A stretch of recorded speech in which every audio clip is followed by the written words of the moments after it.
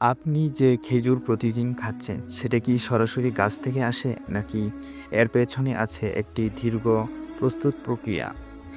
আজ আমরা দেখব খেজুর গাছ থেকে শুরু করে বাজারে আসা পর্যন্ত খেজুর কিভাবে প্রস্তুত করা হয়। খেজুর প্রস্তুত করার প্রথম ধাপ হলো খেজুর সংগ্রহ। বিশাল উঁচু খেজুর গাছে শ্রমিকরা বিশেষ দক্ষতার সাথে উঠে। তারপর তারা পাকা খেজুরের বড় বড় বোঝা সাবধানে কেটে নিচে নামায়।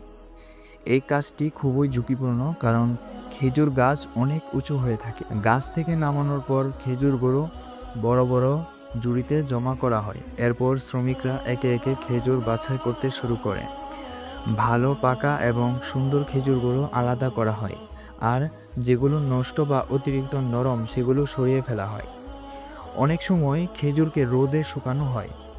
এভাবে শুকালে খেজুরের ভেতরের আর্দ্রতা কমে যায়, ফলে খেজুর অনেকদিন সংরক্ষণ করা যায় এবং স্বাদও আরও ভালো হয়। বড় বড় ট্রে বা মাদুরের উপর খেজুর ছড়িয়ে রেখে শুকানো হয়। এরপর খেজুর ভালোভাবে পরিষ্কার করা হয়। অনেক জায়গায় আধুনিক মেশিন ব্যবহার করে খেজুর ধোয়া হয়। এতে খেজুরের ময়লা ধুলো দূর হয়ে যায়। পরিষ্কার হওয়ার পর খেজুর দেখতে আরও আকর্ষণীয় হয়ে ওঠে। সবশেষে খেজুরগুলো সুন্দরভাবে প্যাকেট করা হয়। বিভিন্ন আকারের প্যাকেট ভরে সেগুলো বাজারে পাঠানো হয়।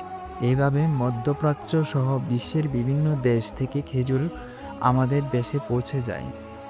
এভাবেই খেজুর গাছ থেকে শুরু করে আমাদের খাবারের টেবিলে পৌঁছে যায়। আপনি যদি এমন আরও তথ্যবহুল ভিডিও দেখতে চান তাহলে ভিডিওটি লাইক করুন এবং চ্যানেলটি সাবস্ক্রাইব করুন।